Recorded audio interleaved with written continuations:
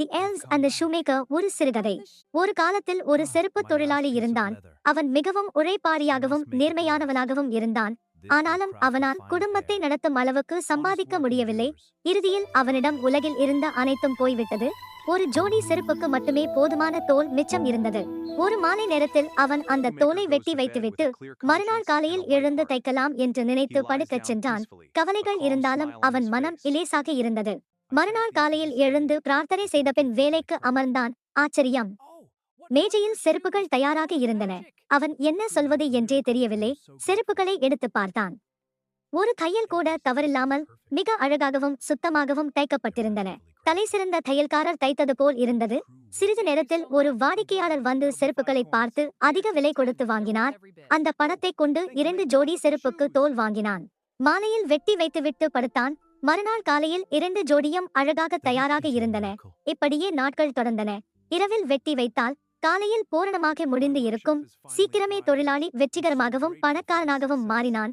ஒரு மாலை நேரத்தில் கிறிஸ்துமஸ் அருகில் அவன் தன் மனைவியிடம், இன்று இரவு விழித்திருந்து யார் இந்த வேலையை செய்கிறார்கள் என்று பார்ப்போம் என்றான்.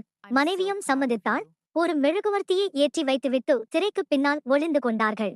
நள்ளிரவில் 2 சிறிய எல்வ்ஸ், குட்டி தேவதைகள், குதித்தபடி உள்ளே வந்தன.